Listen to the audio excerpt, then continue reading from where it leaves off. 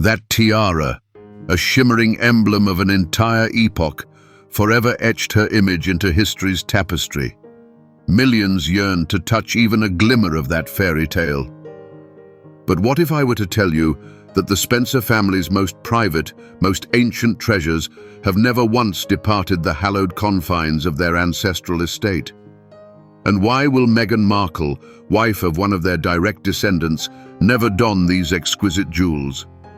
Today, we'll dive deep into the enigmatic world of the Spencer family's ancestral jewels, unraveling their ancient saga and discovering precisely what renders them untouchable to outsiders, even those who happen to be members of the world's most renowned royal family.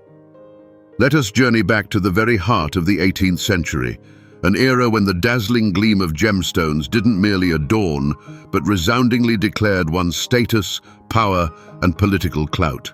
As England stood at the zenith of its power, Queen Anne's court buzzed with intrigue, where the destinies of empires were forged and enduring family legends first took root. It was during this period that the core of the Spencer collection truly began to take shape, a treasure trove that remains an inviolable family relic to this very day. This wasn't a mere one-off commission from a master jeweler.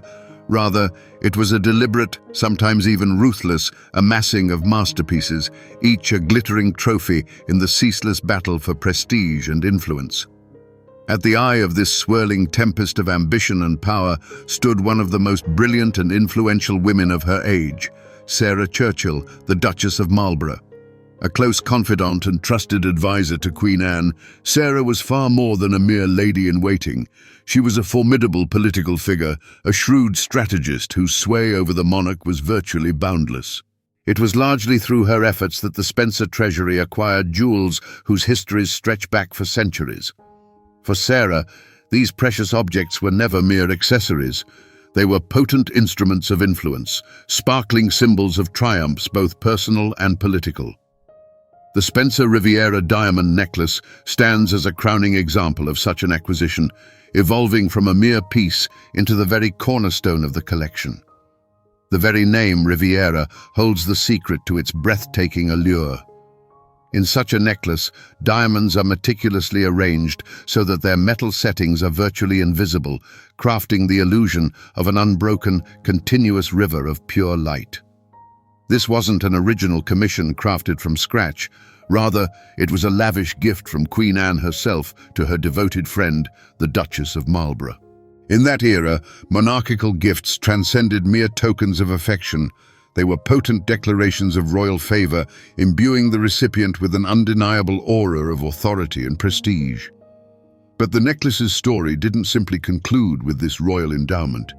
It evolved, growing richer with new elements, each edition deepening its storied past.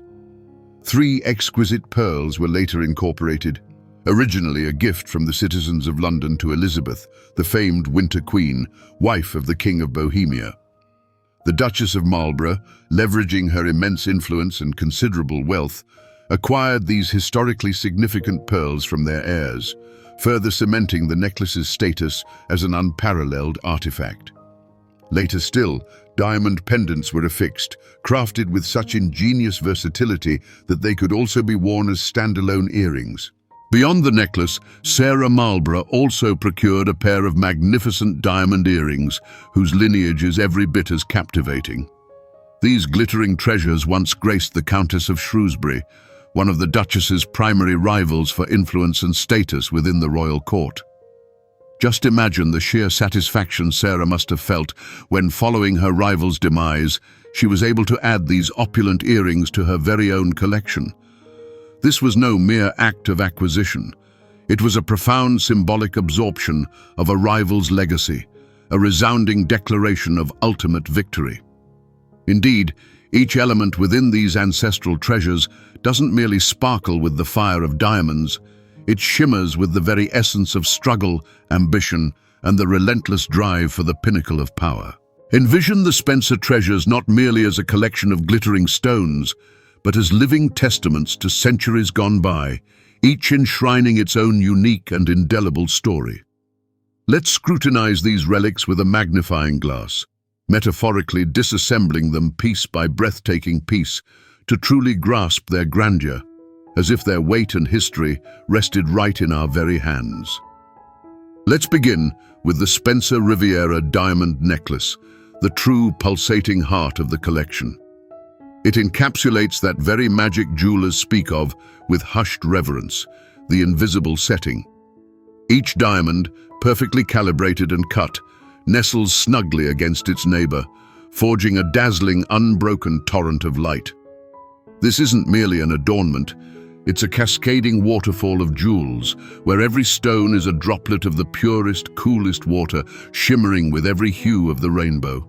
To achieve such an effect, 18th century artisans must have possessed incredible patience and mastery, selecting stones not only for size and clarity, but also for their flawless color matching. The necklace's weight is palpable, its cool touch against the skin a tangible reminder of its centuries-old journey, of how it has graced the necks of women who shaped history. Yet, this necklace is more than just diamonds. 3 pearls were once added to it, each with its own distinct narrative, even before becoming part of the Riviera. These pearls were a cherished gift from the people of London to Elizabeth, the Winter Queen, daughter of King James I. Their matte luster, deep and intricate, offered a captivating contrast to the fiery brilliance of the diamonds, creating an enchanting duet.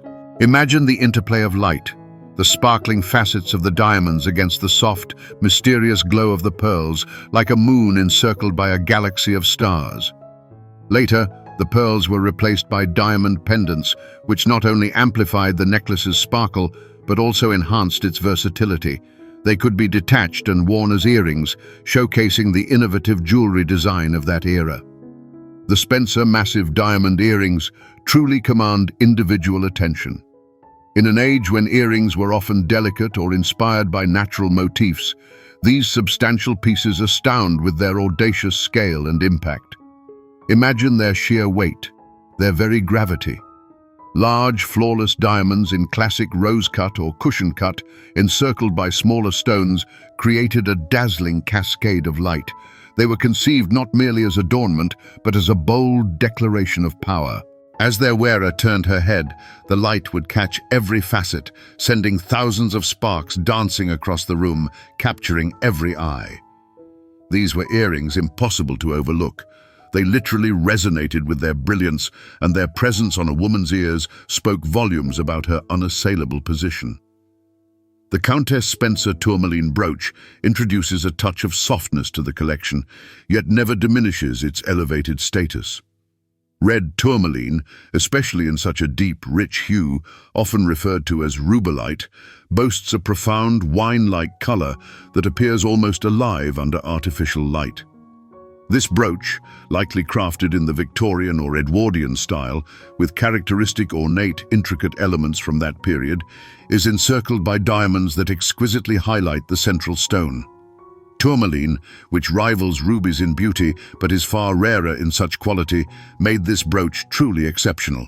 Its design might have incorporated symbols of love, loyalty, or authority, encrypted within its intricate jeweled ornamentation, a common practice of that period. And of course, the Honeysuckle tiara, the crowning glory of the collection, a transforming masterpiece that underscores the multifunctionality and inventiveness of its jewelers. Its name evokes floral motifs, symbolizing devotion and affection. However, as a convertible piece, it demonstrates remarkable practicality and versatility. Elements of the tiara could be detached and worn as brooches, a necklace, or even earrings. Such adaptability was especially prized in aristocratic circles, where a single piece of jewelry could serve multiple purposes, changing its appearance to suit the solemnity of the occasion. Each delicate scroll, each shimmering leaf, meticulously encrusted with diamonds, was executed with incredible precision, creating an airy yet monumental adornment. The sum of all these exquisite details makes the Spencer ancestral jewels not merely a collection of valuables, but a living chronicle, etched in metal and stone, whispering tales of brilliance, power, and secret ambitions. If the genesis of these treasures was an act of relentless acquisition and struggle, Their first true triumph occurred around the neck of Sarah Churchill, the Duchess of Marlborough. It was she, a woman of formidable will and boundless ambition, who made them an extension of her very being, transforming them from mere possessions into potent symbols of her undeniable authority at Queen Anne's court. There wasn't a singular debut, as with modern jewellery. Instead, each of Sarah's appearances was a triumph of her collection, a personal exhibition of her influence. Picture the early 18th century court. The glittering balls, the formal receptions, the charged political gatherings, where every gown, every jewel served as a silent yet eloquent language. The Duchess of Marlborough, famed for her sharp wit and equally sharp tongue, was perpetually at the epicenter of attention. When she made her entrance, whether at a royal reception or a private dinner, she invariably wore jewels that could silence even the most inveterate gossips. The Riviera necklace, with its cascade of diamonds, complemented by the massive earrings once owned by her rival, the Countess of Shrewsbury, didn't just adorn her, they narrated her victories. These jewels became, in a sense, the uniform of her influence. They were the ultimate flourish in her ensemble, underscoring her status not only as the Queen's closest confidant, but also as one of England's wealthiest and most powerful women. Every diamond in the Riviera sparkled, catching the candelabra light, and each glint was a metaphor for her own radiant presence at court. The earrings, dangling from her lobes, were more than mere accessories. They were symbolic trophies, irrefutable proof that Sarah achieved her aims and always emerged victorious. The reaction of her contemporaries was immediate and multifaceted. For some, it was sheer admiration for her impeccable taste and the jewel's enduring brilliance. For others, it was envy, thinly veiled behind polite smiles. For every piece of jewelry on the Duchess spoke volumes about her immense wealth and her direct connection to the monarch. Court ladies whispered, coveting her position and her jewels, while politicians understood. A woman capable of wearing such treasures was capable of anything. These jewels were not just a fashion statement, they were a political instrument, a visual testament to power. Sarah Marlborough wielded them to emphasize her superiority, and each time she appeared in her ancestral treasures, it was her personal, unspoken, yet deafening triumph. She showed the world that these jewels didn't merely sparkle, they commanded power. After their dazzling affirmation by Sarah Churchill, the Duchess of Marlborough, these precious jewels began their long journey through the centuries, passing down through generations in the direct Spencer lineage. But if Sarah set the tone, their true golden age blossomed in the hands of other Countesses Spencer, who, though not always at the pinnacle of political influence, wore these jewels with an innate dignity, upholding their legendary status. And here, we're not speaking of the Spencer tiara worn by Diana, but specifically of those treasures that remained untouched within the ancestral home, never leaving its confines even for the Princess of Wales. The culmination of this golden age arrived with the 7th Countess Spencer, Cynthia Hamilton, who famously donned the Riviera diamond necklace and the massive diamond earrings. It was she, Princess Diana's grandmother, who first immortalized these jewels in professional photographs, making them visible to a wider public. These images, dating from the early 20th century, formed a bridge between centuries of history and modernity, demonstrating that the Spencer treasures were not mere legends, but a tangible reality. Cynthia wore these jewels not with the defiant power of Sarah Marlborough, but with an elegance and refinement characteristic of a new era, highlighting their timeless beauty. In her portraits, the Riviera necklace didn't shout of power. It whispered of deep-rooted aristocracy, of dignity and continuity. Every Spencer Countess who had the honor of wearing these jewels added her own chapter to their storied history. They bore witness to countless grand balls, glittering royal receptions, and intimate family celebrations. Imagine the massive diamond earrings swaying to the rhythm of a waltz on one countess's ears, then, decades later, catching the flickering firelight as another read a book in the family library. These adornments transcended mere accessories, becoming silent witnesses to the sweeping saga of one of Great Britain's most influential families. They saw the joys and sorrows, the triumphs and tribulations experienced by these remarkable women. They became a distinctive calling card for the family, a shimmering symbol of its continuity and unwavering legacy.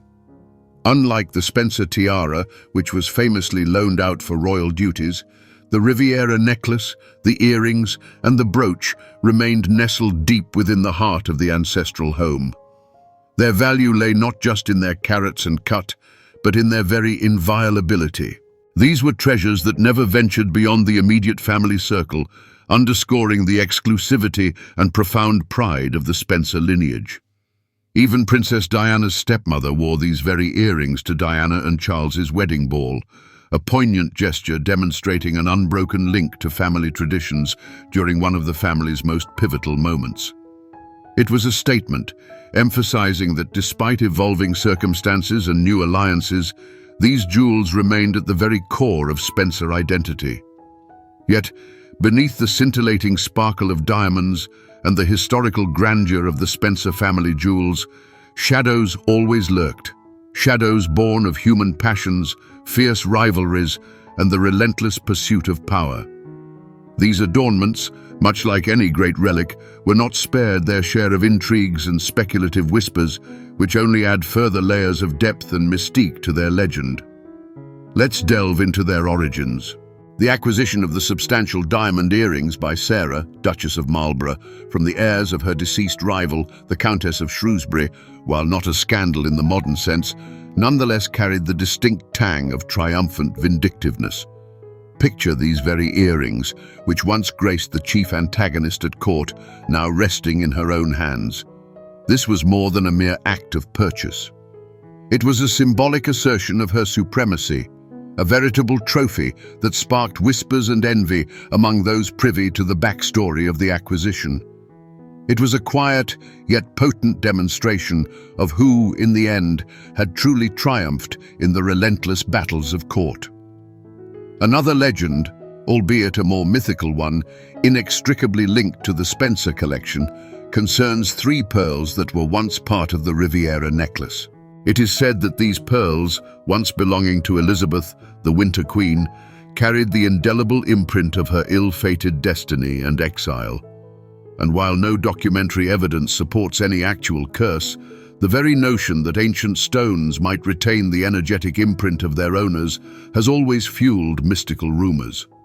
Sarah, Duchess of Marlborough's repurchase of these pearls and their subsequent replacement with diamond pendants could be interpreted not only as an aesthetic choice, but also as an attempt to cleanse the adornment of any lingering negative influence from the past, or, conversely, as a symbol of the complete absorption of another's history. The most overt scandal, though not directly tied to the jewels themselves, but deeply intertwined with the Spencer family's standing, involves the Duchess of Marlborough's thwarted 18th-century attempt to marry her daughter, Lady Diana Spencer, to the Prince of Wales. This ambitious scheme, though it ultimately failed, vividly illustrates the far-reaching extent of Spencer ambitions and their centuries-long, intricate connection to the royal family. The jewels, worn by family members, were not simply adornments. They were unspoken reminders of their claims and influence. These events, though spanning different eras, underscore a singular truth. Behind every sparkling gem in the Spencer collection lies a rich history of intrigue, ambition, and an unyielding drive for power. From Sarah Churchill to the Countesses of today, these jewels have served not merely as symbols of beauty, but as silent witnesses to the dramatic twists and turns in the lives of one of Britain's most celebrated aristocratic families. For the Spencer family jewels, the notion of the end of an era doesn't always signify physical disappearance or sale. Instead, it marks a generational shift, which invariably closes one chapter and opens another, imbuing their centuries-old story with fresh meaning. These treasures have never left the family through auctions or theft. Their fate has always remained in the hands of direct heirs. However, each time the jewels passed to a new Spencer Countess, it was a moment imbued with its own unique drama. The most striking, albeit indirect, example of such an end of an era was the return of the Spencer tiara to her brother, Earl Spencer, following Princess Diana's divorce from Prince Charles. This event, while not directly involving the Riviera necklace or the substantial diamond earrings, nonetheless became symbolic of how external circumstances can shape the destiny of ancestral relics. The tiara had been loaned for royal duties, and its return signaled the close of one of the most vibrant and public periods in that particular jewel's life. For Diana, it represented a poignant farewell to a symbol of her status. For the Spencer family, it was the return of a precious heirloom to the fold, albeit tinged with public discussion. However, for the Riviera, the diamond earrings and the brooch, these ends of eras were quieter, yet no less significant. Each death of an Earl Spencer, each transfer of the title, and with it, the treasures to a new Countess, was steeped in a sense of continuity, but also of closure. When the previous Countess departed, so too did that particular era, those balls, those glittering social events to which these jewels had borne witness. They experienced periods where they might not have been at the peak of public attention, when they were worn within a more intimate circle, perhaps confined to the family estate, far from prying eyes. One could characterize these periods between prominent appearances as a life in the shadows, when the jewels awaited their moment in antique caskets, passed down from hand to hand, generation to generation. They witnessed the ebb and flow of fashion, the rise and fall of political regimes, yet remained steadfast custodians of tradition. These moments of quietude, or rather privacy, only underscored their sacred nature to the family. They were not items for public display, but treasures whose true value was felt exclusively within the Spencer lineage, awaiting a new Countess to breathe fresh life into them at the next grand occasion, thereby affirming their immortality and the unwavering legacy of the family's history. The Spencer family jewels, unlike many other royal relics, have never been the subject of splashy auctions or scandalous exhibitions that abruptly thrust them back into the limelight. Their renaissance has been more delicate, yet no less meaningful, driven not by sale, but by their careful preservation and a fresh interpretation within the family, coupled with a burgeoning public fascination with the history of aristocratic lineages. Ironically, it was Princess Diana's immense fame that indirectly spurred this resurgence, fueling greater interest in all things connected to the House of Spencer. The most striking example of this resurgence was the appearance of Charles Spencer's third wife, Karen Villeneuve, wearing the diamond Riviera necklace and the substantial earrings. This was more than just another public outing. It was a contemporary reinterpretation of centuries-old treasures. While previous countesses had worn them with classic elegance, Karen presented them in an entirely new light, pairing them with modern evening gowns. She made no attempt to mimic styles of bygone eras, but rather boldly integrated these antique masterpieces into a current wardrobe, showcasing their astonishing versatility. This was more than just an appearance. It was a message. These jewels were not frozen in time. They were alive, breathing, and enduringly relevant. In photographs and chronicles, Karen Villeneuve looked breathtaking in these pieces, proving that ancient family heirlooms could be just as stylish and impactful as the latest creations from the most prestigious jewelry houses. Her public appearances with the Riviera necklace and earrings sparked a wave of discussion in fashion and social circles, drawing renewed attention to their history and sheer beauty. A comparison of her fresh take with their historical context was inevitable. In the hands of Sarah, Duchess of Marlborough, these jewels were symbols of political power. On Cynthia, the seventh Countess, they embodied the unshakable dignity of the aristocracy. And on Karen Villeneuve, they became a symbol of elegance that transcends centuries, living proof that true beauty has no expiration date. This ignited a renewed interest in the history of these specific pieces, rather than just the family collection in general. This period marked the pinnacle of their public value, not only financially, which had always been high due to the diamonds and provenance, but also historically. They ceased being merely family jewels and became recognized works of haute joaillerie, living artifacts capable of captivating new generations and recounting stories that extend far beyond the life of a single family. Their prominence on such a notable figure as Karen Villeneuve returned them to center stage in the annals of history and fashion, affirming their immortal status. Today, the Spencer family jewels continue to reside within the family's care, meticulously preserved at the ancestral estate of Althorp. This is not simply a private collection. It is a part of Great Britain's national heritage, an embodiment of centuries of aristocratic history intimately connected with the royal court. They are not permanently displayed in museums, but their preservation is guaranteed, and their status as historical and artistic jewelry artifacts is beyond dispute. The diamond Riviera necklace, the substantial diamond earrings, the Tourmaline brooch, and the Honeysuckle tiara, all these treasures remain the inviolable core of the Earl Spencer's collection. Unlike the Spencer tiara, which, though returned to the family, had a more public life, these jewels symbolize the internal, continuous line of the Spencers. They rarely leave the confines of the estate, appearing only at the most significant family celebrations or on special occasions, strictly at the discretion of the current Spencer Countess. This principle of exclusivity and privacy only amplifies their mystical aura and historical value. Their current status transcends that of mere accessories. They have become living artifacts, time capsules containing not only thousands of carats of precious stones, but also hundreds of years of British history. Every glint of a diamond, every hue of metal, whispers tales of court intrigues, of love and rivalry, of grandeur and downfall. Their value is not solely derived from the purity and size of the diamonds, tourmalines or pearls.